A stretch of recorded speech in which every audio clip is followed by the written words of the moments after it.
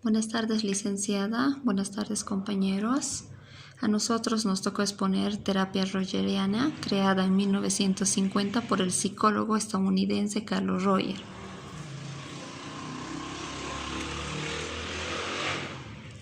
Carlos Roger se describe a sí mismo del siguiente modo: soy un psicólogo clínico de orientación humanística, un psicoterapeuta interesado por la dinámica del cambio de la personalidad, un educador estimulado por la posibilidad de facilitar el aprendizaje. Como bien ha mencionado Carlos Roger, él se describe como un terapeuta que se preocupa tanto por el cambio de la personalidad de su cliente. Su enfoque es humanística, que se ocupa de las formas en que las personas se perciben a sí mismas conscientemente. Carlos Roger no interpreta los pensamientos inconscientes de los clientes. Solo le interesa que el cliente logre desarrollar su máximo potencial. Sin embargo, esta capacidad puede ser bloqueada o distorsionada por nuestras experiencias de vida, y en particular las que afectan a nuestro sentido de valor.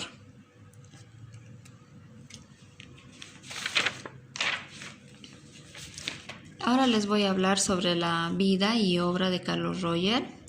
Carlos Roger nació el 8 de enero de 1902 en Oak Park, suburbio de Chicago, y fue el cuarto de una familia de 6 hijos. En su etapa universitaria, Roger se orienta sucesivamente en 3 direcciones: en la agronomía, cuyo atractivo despertó en él gracias a que pasó parte de su infancia y adolescencia en la granja de su padre. También tenía formación de pastor, ya que su familia eran creyentes. Y posteriormente se ejerce como profesional de la psicología. Él escogió esta profesión debido a un viaje que hizo con la universidad. Realizó 20 años de viaje en China, que le influiría profundamente. Roger descubre así la diversidad de las creencias humanas y se separa de las convicciones religiosas de sus padres. Bueno, eso era en cuanto a la vida y obra de Carlos Roger. Ahora vamos a ver en qué consiste la terapia rogeriana. La psicoterapia es un encuentro entre 2 hombres, el terapeuta y el cliente. Los únicos factores que operan en la terapia son las disposiciones profundas del terapeuta hacia el cliente, su mayor o menor disponibilidad hacia sus propias emociones y las del cliente. Carlos Roger lo llama cliente al paciente, porque él prefiere la aproximación de tú a tú. Considera como un igual que debe ser comprendido y respetado. Este tipo de relación de terapeuta-cliente permite que la intervención sea exitosa.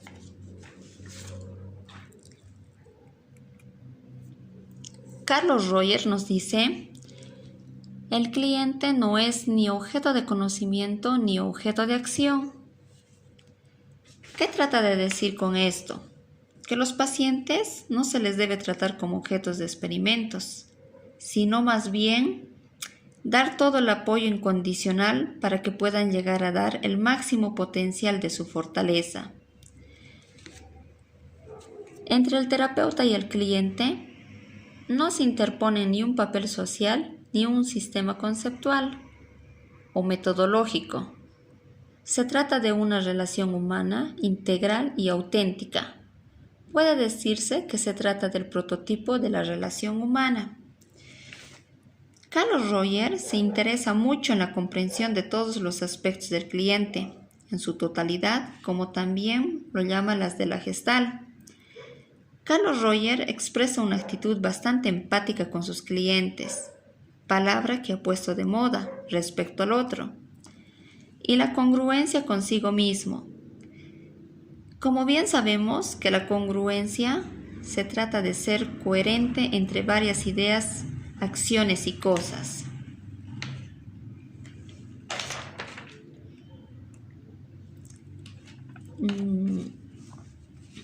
Roger, en la experiencia que ha obtenido a lo largo de la práctica terapéutica, nos dice que el individuo es el único que puede descubrir por sí mismo qué es lo que tiene.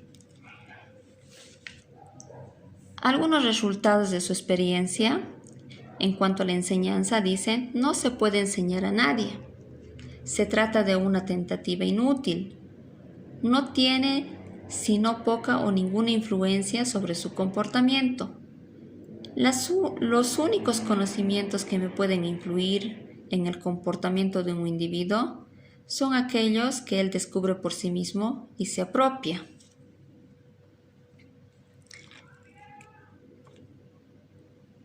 También nos dice que es satisfactorio el aprender, bien sea en grupo, en relaciones individuales, como en terapia, o solo. Otra manera de aprender dice que es expresar las dudas, tratar de clarificar los problemas, y quien quiera aprender solo se interesa en un proceso continuo de aprendizaje. Es importante que el cliente pueda expresar sus dudas y clarificar sus problemas.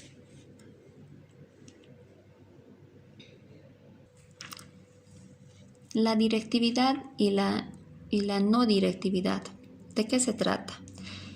La directividad se trata de la psicoterapia tradicional.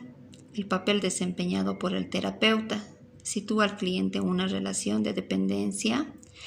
En cambio, la no directividad es la actitud del terapeuta, reducida al máximo, confianza en la persona para desarrollarse y crecer. Prácticamente la responsabilidad del proceso no radica en el terapeuta, sino en el cliente. Es el paciente quien sabe qué es lo que le afecta, hacia dónde dirigirse, cuáles son sus problemas fundamentales y cuáles son sus experiencias olvidadas. Es el cliente y no el experto el que se ocupa el lugar central. Por ese motivo que prefiere hablar del cliente. La actitud no directiva, actitud hacia el cliente, es una actitud por la que el terapeuta se rehúsa a orientar al cliente en una dirección determinada. Aquí les voy a mencionar los 5 imperativos de la actitud, explicando cada una de qué se trata. La acogida y no iniciativa.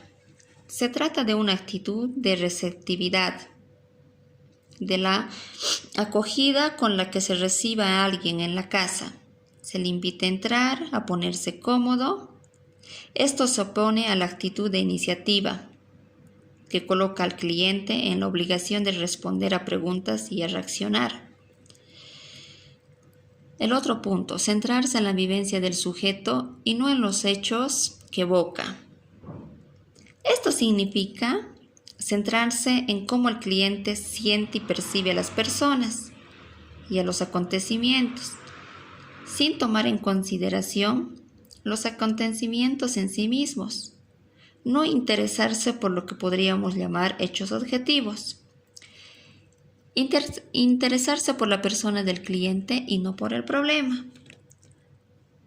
Renunciar a tratar el problema desde un punto de vista objetivo, ya que el problema es existencial, es vivido por alguien y tiene antes que nada sentido para esa persona. El terapeuta debe tratar de ver no el problema en sí, sino el problema desde el punto de vista del sujeto implicado. Respetar al cliente y manifestarse una consideración real. En lugar de mostrarse la perspicacia del terapeuta o de su comunicación, se trata de intervenir, de tal modo que realmente se dé al sujeto la certeza de que el terapeuta respeta su manera de ser, vivir y comprender, que no pretende mostrar su perspicacia psicológica para ponerlo en dificultades. No se trata de hacer psicología, sino de escuchar y comprender.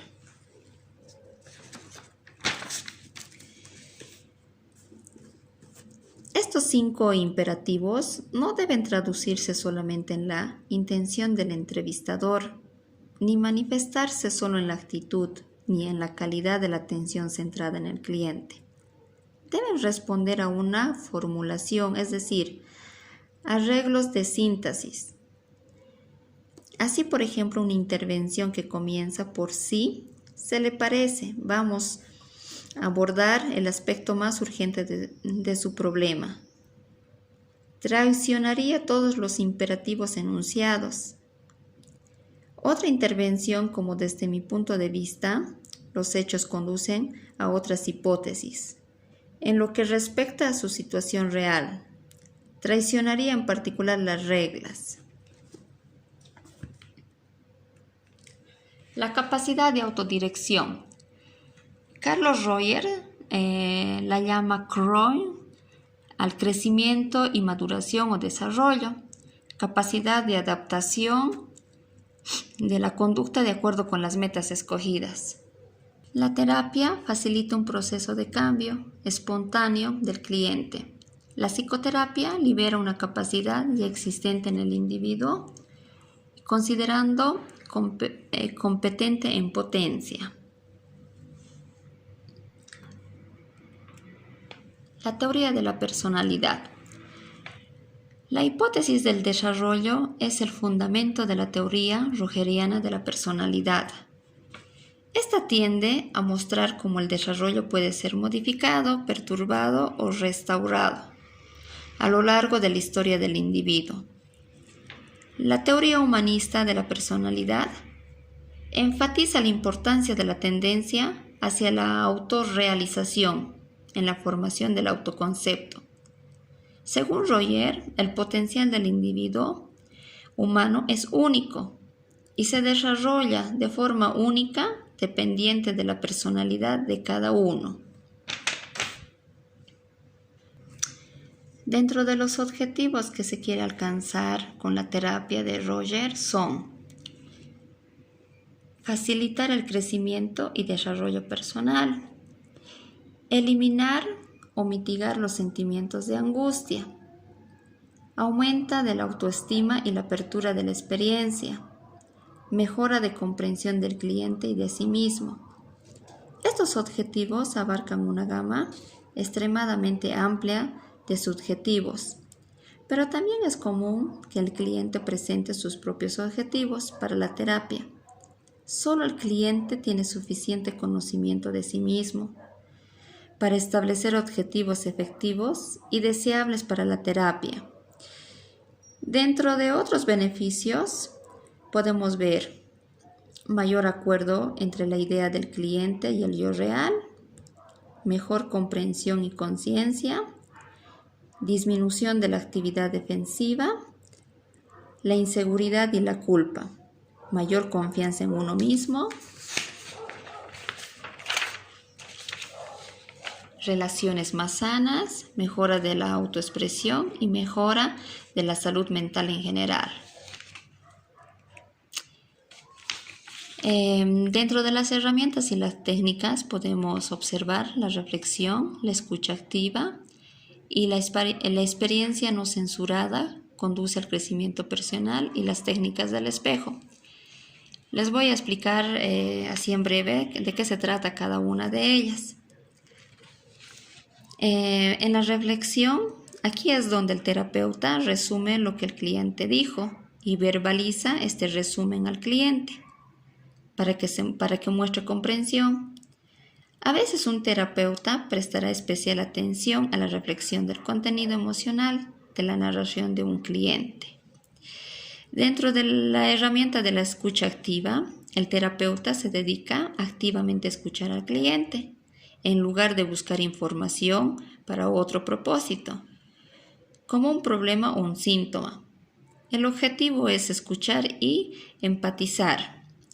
En la herramienta de la experiencia no censurada conduce al crecimiento personal. El terapeuta no guía al cliente hacia ciertos temas. Los clientes tomarán la terapia donde debería ir. Y por último, la técnica del espejo.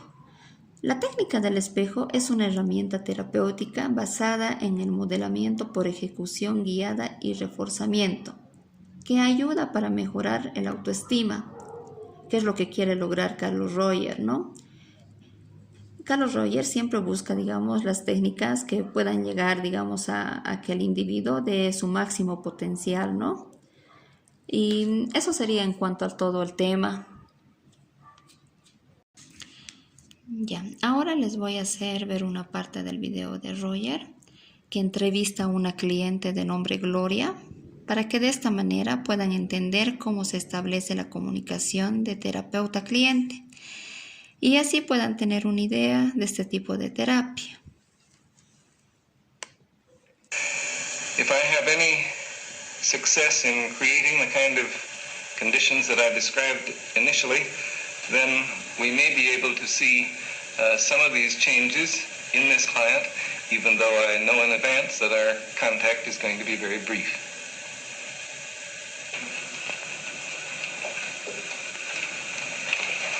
Good morning. Hello, Dr. I'm Dr. Rogers. You must be Gloria. Yes, I am. Let's have this chair. Well, we have half an hour together, and I really don't know what we'll be able to make of it, but I hope we can make something of it.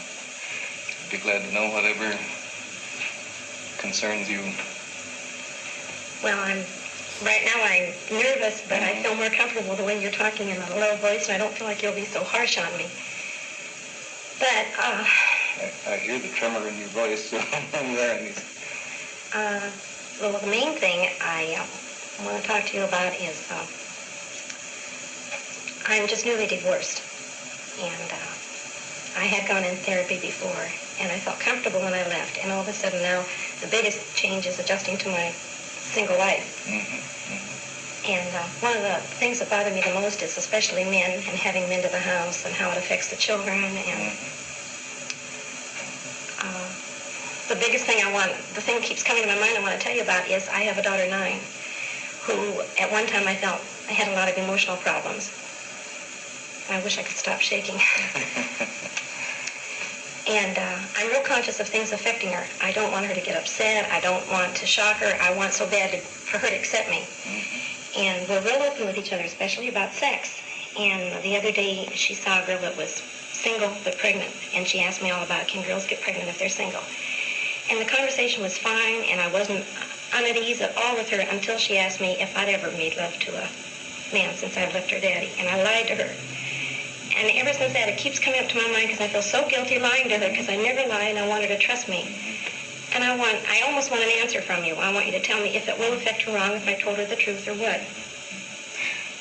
And it's this concern about her and the fact that you really aren't, that this open relationship that has existed between you now you feel is kind of... Yes, I feel like I have to be on guard about that because I remember when I was a little girl, when I first found out my mother and father made love, it was dirty and terrible, and I didn't like her anymore for a while. And I don't want to lie to Pammy either, and I don't know. I sure wish I could give you the answer as to what you should tell her. I was afraid you were going to say that. Because what you really want is an answer. I want to especially know if it would affect her, if I was completely honest and open with her, or if it would affect her because I lied. I feel like it's bound to make a strain because I lied to her. Well, she'll suspect that, or she will know something's not quite right. I feel that inside she'll distrust me, yes. And also I thought, well, gee, what about when she gets a little older and she finds herself in touchy situations? She probably wouldn't want to admit it to me because she thinks I'm so good and so sweet. And yet I'm afraid she could think I'm really a devil.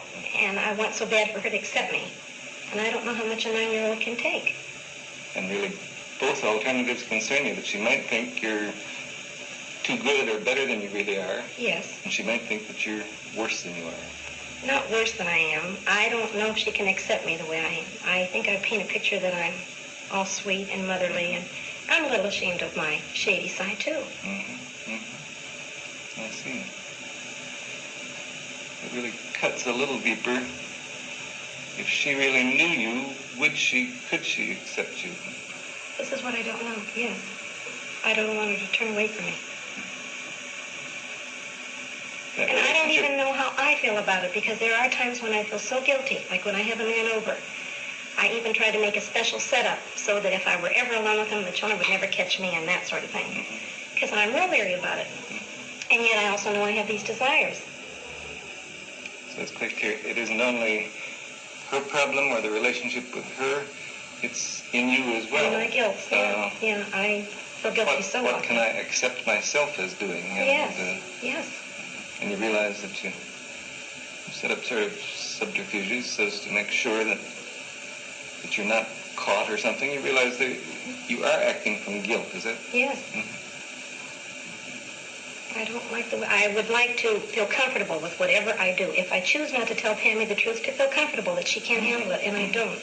I want to be honest, and yet I feel there are some areas that I don't even accept. Mm-hmm. If you can't accept them in yourself, how could you possibly be comfortable in telling them to her? Right. Mm-hmm. And yet, as you say, you do have these desires and you do have your feelings, but you don't feel good about them. Right. And I thought you're just going to sit there and let me stew in it, and I want more. I want you to help me get rid of my guilt feeling. If I can get rid of my guilt feeling about lying or going to bed with a single man, any of that, just so I can feel more comfortable. And I guess I'd like to say, no, I don't want to let you just stew in your feelings. But on the other hand, I also feel that this is the kind of very private thing that I couldn't possibly answer for you. But I sure as anything will try to help you work toward your own answer. I don't know whether that makes any sense to you, but I mean it. Well, I appreciate you saying that. You sound like you mean it. But I don't know where to go. I don't begin to know where to go. I thought that I'd pretty well worked over most of my guilt. And now that this is coming up, I'm disappointed in myself. I really am. I like it when I feel that no matter what I do, even if it's against my own morals or my upbringing, that I can still feel good about me. And now I don't. Like, there's a girl at work who sort of mothers me. And I think she thinks I'm all sweet. And I sure don't want to show my more ornery, devilish side with her. I want to be sweet. And it's so hard for me to, this all seems so new again. And it's so disappointing.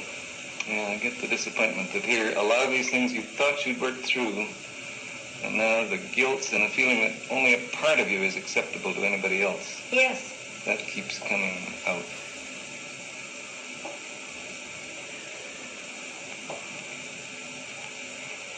I guess I do catch the real deep puzzlement that you feel as to what the hell shall I do? What can I do? Yes, and you know what I can find, Doctor, is that everything I start to do that impulse, it seems natural to tell Pammy or to go out on a date or something. I'm comfortable until I think how I was affected as a child. And the minute that comes up, then I'm all haywire. Like, I want to be a good mother so bad, and I feel like I am a good mother. But then there's those little exceptions. Like my guilt's with working. I want to work, and it's so fun having extra money. I like to work nights. The minute I think I'm not being real good to the children or giving them enough time, then I start feeling guilty again. Then that's when it's what do they call it? A double bind. That's just what it feels like. I want to do this, and it feels right, but after all, I'm not being a good mother, and I want to be both. I'm becoming more and more aware of what a perfectionist I am. That's what it seems like. I want to be so perfect. Either I want to become perfect in my standards or not have that need anymore. Or I guess I hear it a little differently, that what you want is to seem perfect. That it means it's a matter of great importance to you to be a good mother, and you want to seem to be a good mother even if some of your actual feelings differ from that. Does that catch you? I don't feel like I'm saying that. No, that isn't what I feel, really. I want to approve of me always, but my actions won't let me. I want to approve of me. I think... I realize you... All right, but I'd like to understand that. You sound as though your actions are kind of outside of you. You want to approve of you, but what you do somehow won't let you approve of yourself. Right. Like I feel that I can approve of myself regarding, for example, my sex life. This is the big thing. If I really fell in love with a man and I respected him and I adored him, I don't think I'd feel so guilty going to bed with him. And I don't think I'd have to make up any excuses to the children because they could see my natural caring for him. But when I have the physical desire and I'll say, oh, well, why not? And I want to anyway. then I feel guilty afterwards. I hate facing the kids. I don't like looking at myself, and I rarely enjoy it. And this is what I mean. If the circumstances would be different, I don't think I'd feel so guilty because I'd feel right about it. Yeah, I guess I hear you saying if what I was doing when I went to bed with a man was really genuine and full of love and respect and so on, I wouldn't feel guilty in relation to Pam. I wouldn't. I really would be comfortable about the situation. That's how I feel, yes. And I know that sounds like I want a perfect situation, but that is how I feel. And in the meantime, I can't stop these desires. I've tried that also. I've tried saying, okay, I don't like myself when I do that, so I won't do it anymore. But then I resent the children. I think, why should they stop me from doing what I want? And it's really not that bad.